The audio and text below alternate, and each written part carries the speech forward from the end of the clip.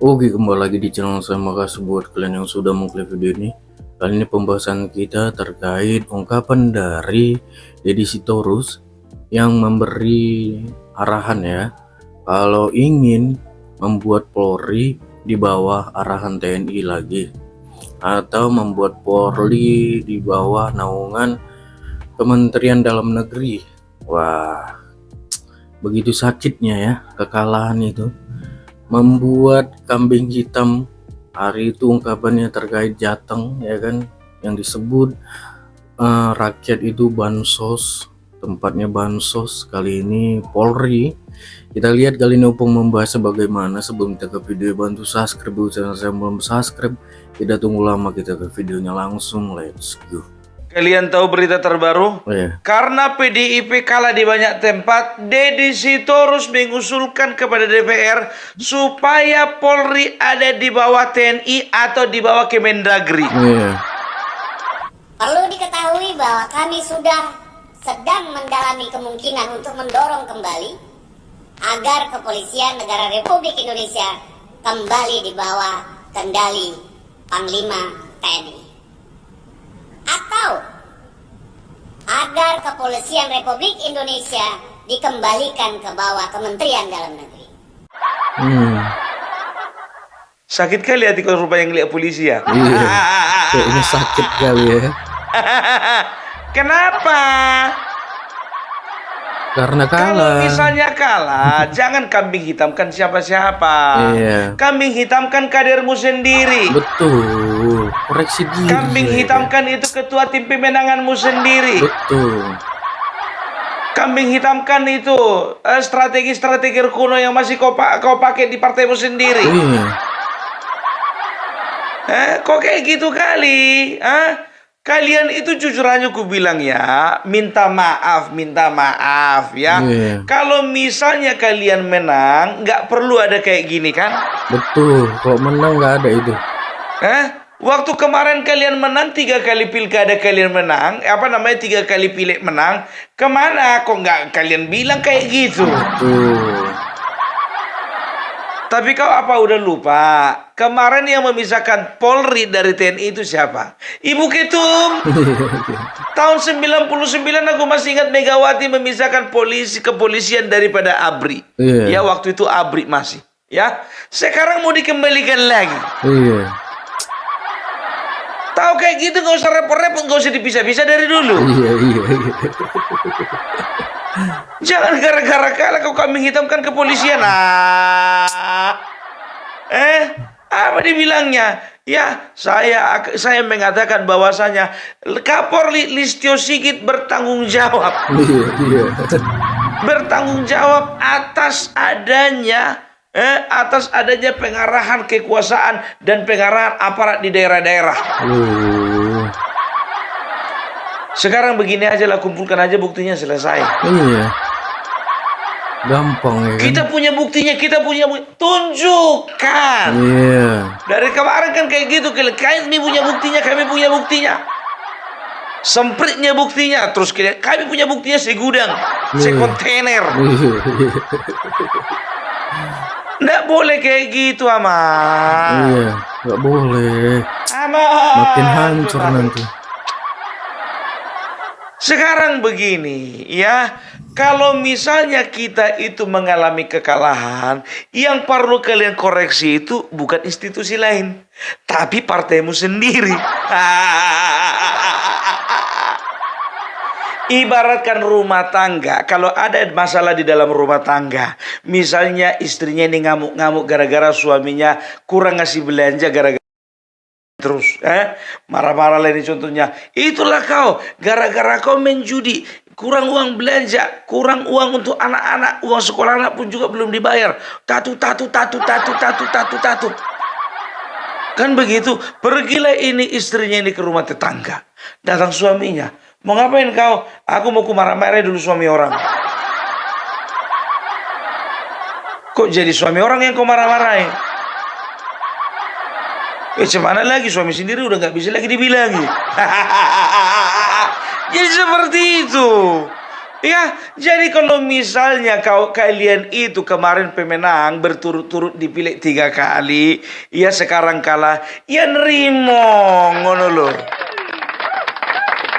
Contoh kui partai SBY, kui partai Demokrat, ya. Kemarin pernah menang, tapi sekarang sudah beberapa kali itu tidak menang, ya tidak apa-apa. Inilah namanya yang dikatakan star syndrome.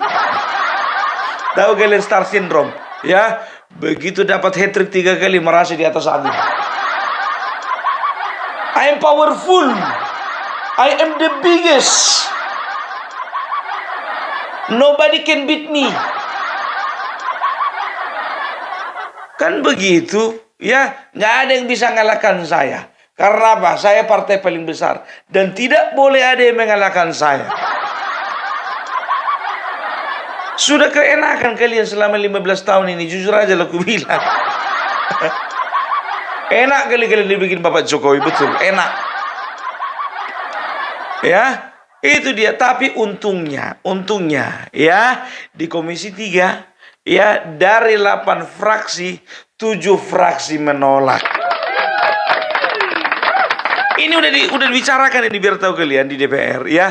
Tapi cuman masalahnya dari 8 fraksi 7 fraksi menolak. Aku nggak bisa kubayangkan mukanya si Deddy Sitorus, betul. Sewaktu 7 fraksi itu menolak nggak bisa kubayangkan. Masih kali perasaan apa? Ditolak bah.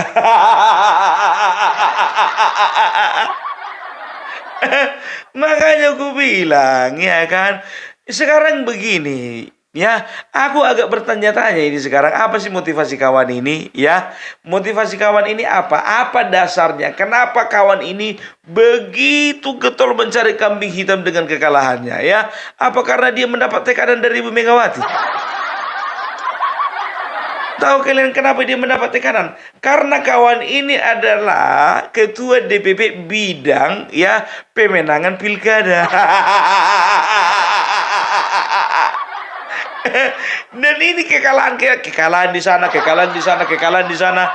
Itu tanggung jawab kawan ini. Makanya pusing sakit kepala orang ini. Kambing hitamkan diri sendiri lah, bos. Ku bilang sama kau, kalau misalnya ada sesuatu terjadi dari institusi yang kita pimpin, contohnya, ya, misalnya ada anak buah kita melakukan kesalahan, ada misalnya anggota kita yang berbuat sesuatu yang tidak benar, kita sebagai pemimpin mengakui bahwasanya itu semuanya salah kita. Itu pemimpin yang benar. Begitu. Jadi contohnya kau makan di restoran. Ada misalnya contohnya anggotamu, salah satu dari waiter atau waitressmu itu melakukan kesalahan. Katakanlah mengotori baju salah satu dari pelangganmu. Itu yang baju itu bukan waitressnya, itu yang minta maaf. Tapi sebagai seorang manajer, dia akan pasang badan untuk waitressnya. Dia katakan, maaf ibu, ini menjadi kesalahan kami. Begitu. Harus diajar-ajari. Jangan kalian itu ketika menang. Ketika kalah tidak mau kalian begini sama yang menang. Betul kan, udah keenakan kan? 2024 ini bro, 2024. Udah berjalan 25 tahun. Mau kau gabungkan lagi? Sekarang begini, banyak pihak yang mendesak Bapak Prabowo untuk ya supaya supaya kepolisian berada di bawah Kemendagri. Tahun kemarin aku masih ingat Bapak Prabowo tahun 2023 mengatakan, andai saya menjadi seorang presiden, saya tidak akan membuat kepolisian di bawah Kemendagri. Kan begitu ya. Sekarang aku jadi tanda tanya ini. Kalian katakan ya, kalian kambing hitam kan kepolisian selama ini bermain ya, mengamankan suara-suaranya dari partai-partai pendukungnya Mulyono. Berarti selama ini ada indikasi kalau misalnya partai kalian itu menang oleh karena juga partai coklat ya. Iya ya. Jangan biarkan, ya ingat ku bilang sama kalian, jangan biarkan kami masyarakat bernegatif thinking sama kalian. Berarti itu yang kalian lakukan dulu. Kong kalian sama partai coklat. Sah dong kami bilang begitu. Karena apa? 15 tahun kalian berkuasa. 10 tahun kalian menjadi berkuasa di eksekutif. 5 tahun ini lagi kalian berkuasa di legislatif. Ya, sah-sah saja kami berpikiran negatif seperti itu. Kan begitu, ya. Karena biasanya trauma. Kenapa orang bisa trauma? Karena sesuatu pernah terjadi pada dirinya sendiri atau pernah dia alami di dalam kehidupannya. Jadi mungkin mereka juga trauma bahwasanya Parcok ini, ya, Parcok ini mengambil peran, ya, sebagai bisa dikatakan sebagai apalah ya, sebagai pengaman gitu loh, ya, sebagai pengaman dari partai sebelah. Karena apa? Karena ternyata mereka juga melakukan hal yang sama dulu. Ya kita nggak tahu ya, kalau memang kau seuzon, kami juga berhak seuzon dong. Kan begitu. Kenapa coba sampai ada pikiranmu bahwasanya Presiden Bapak Prabowo dan juga Presiden Jokowi selama ini menggunakan partai coklat untuk, ya, mempertahankan kekuasaannya, untuk mencapai ambisinya, karena apa? Karena ternyata mungkin itu juga yang kalian pakai dulu, gitu loh, ya. Nah sekarang ketika kekuasaan berpindah tangan, maka kalian jadikanlah itu alasan bagi partai kalian bahwasanya kalian kalah oleh karena ada intervensi aparat keamanan bersama pemerintah. Nggak main. Ku bilang samamu, kami rakyat masih punya wakil di sana. 8 fraksi, 7 fraksi menolak, itu adalah wakil kami. Selesai, nggak usah lagi ada pembahasan. Ya kalah ini kalah tapi di salah-salahkan orang. Aduh. Tolonglah kalem dikit lah bro. Kayak Bambang Pacul gitu loh. Akhirnya usahamu sia-sia kan. Sia-sia lah. Ya, memang betul. Ya, pernah ada istilah yang mengatakan tidak ada usaha yang sia-sia. Kan begitu. Tapi itu nggak berlaku untuk yang masalah satu ini. Semua menolak, Wak. Presiden Prabowo menolak. Setelah itu siapa? Mendagri sendiri pun juga menolak. Karena apa? Banyak kali kerjaan dibikin orang ini. Pikirnya kayak gitu kan. Itu pertama. Baru yang kedua, dia itu juga mantan Kapolri. Jadi dia tahu dan dia tidak akan pernah mengkhianati cita-cita dari institusi sebelumnya. Pernah dia mengabdi untuk mengabdi ke masyarakat, ya, nggak mungkin itu, ya. Setelah itu Kompolnas juga berkata itu tidak mungkin, ya. Dan juga semua wakil-wakil rakyat di atas sana, mau dari Partai Nasdem, Partai Golkar, apalagi Gerindra mengatakan nggak akan mungkin. Kan begitu. Bahkan ada juga suara-suara mengatakan begini, itu tolong dulu itu yang adu domba itu tolong itu diperiksa dulu. Nanti jadi ujung-ujungnya kau diperiksa. Hati-hati ya di situ harus ku bilang samamu. Gimana pun ceritanya, ya, Polri, ya, kalaupun berbicara misalnya ada oknum yang membuat masyarakat katakanlah tidak suka ataupun juga masyarakat misalnya pesimis dengan kinerja mereka, ya ini berbicara oknum, ya. Sempat ada pernah mengatakan di dalam media sosial mengatakan begini, sempat aja polisi libur 3 hari, hancur kita. 3 hari mogok bersama, kantor polisi kosong, jalan raya kosong, semua kosong, hancur gitu. Makanya jangan pernah pancing, ya, jangan pernah pancing kemarahan Polri, jangan pernah pancing kemarahan dari anggota-anggota yang ada di Polda Sumut, di Polda Riau, yang ada di Polda Jawa Barat, yang ada Polda Metro Jaya, yang ada Polda di Papua Barat, yang ada di Polda Sulawesi Utara, semua provinsi di Indonesia ini, biar tahu kalian. Ya, ingat itu, ya. Jadi jujur aja ku bilang, ya, ini nggak masuk akal. Nggak masuk akal. Sedangkan Panglima TNI saja Agus Subianto mengatakan apa? Bahwasannya polisi bagaimanapun juga harus berada di bawah presiden. Udah fix ya. Kepolisian TNI harus di bawah presiden. Selaku presiden adalah panglima tertinggi.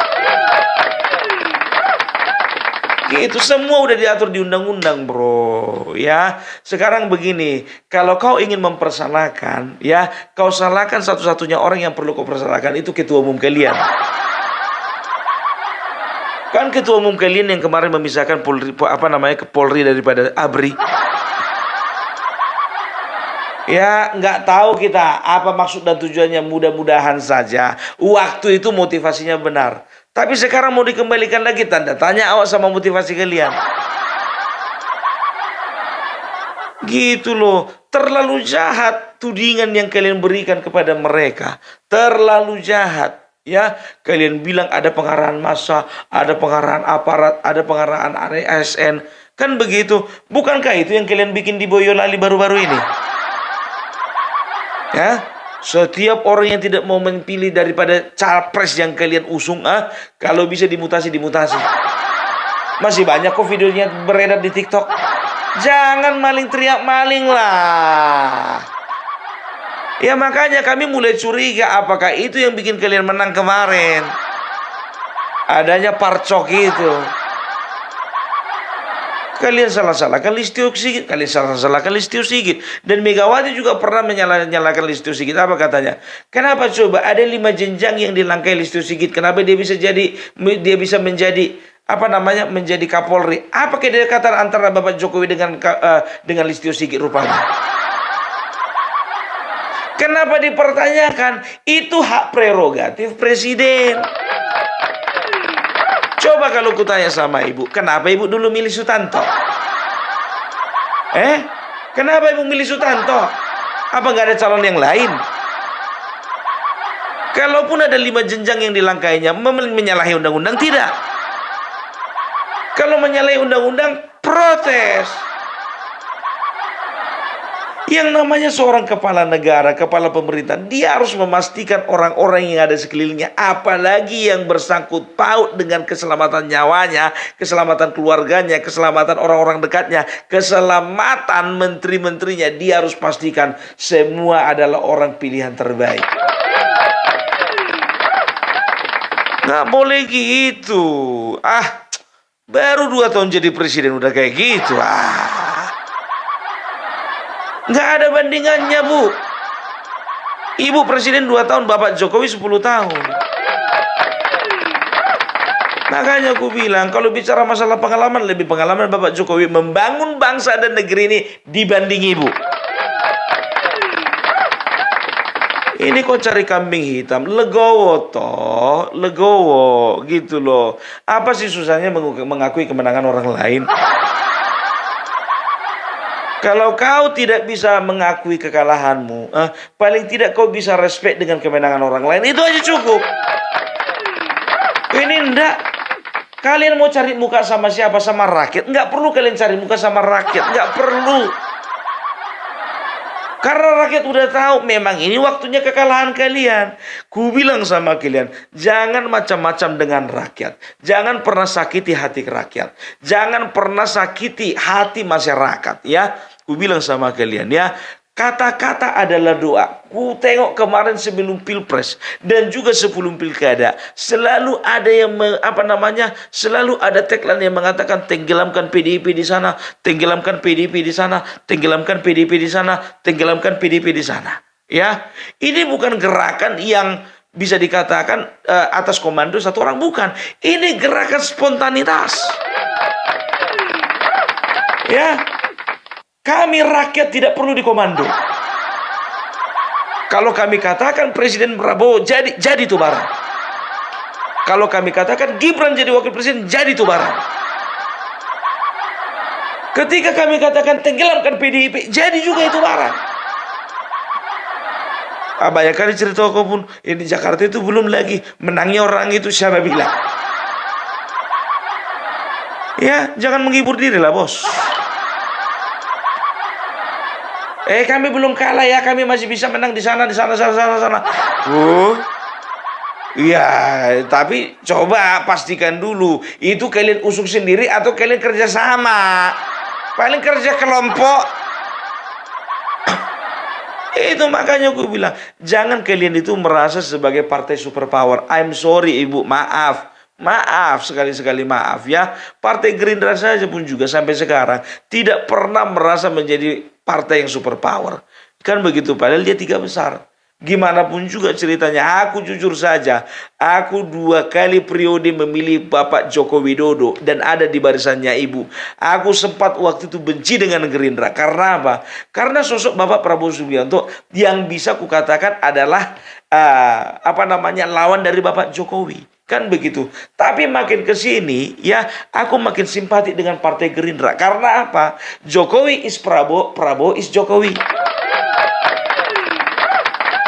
Dan tidak menutup kemungkinan 2029 aku akan lebih memilih Gerindra daripada partai ibu. Dan aku yakin dan percaya aku bukan orang satu-satunya yang memiliki pikiran yang sama. Gitu. Oke, Deddy terus. Pakalam-kalam mai sikidan. Ya, itu dulu dari Opung Parbelak. Salam NKRI harga mati. Oke ya, itu pembahasan Opung terkait PDIP yang mulai mencari kambing hitam ya. Gimana menurut kalian? Komen di bawah dan sampai bertemu di video saya selanjutnya. Buat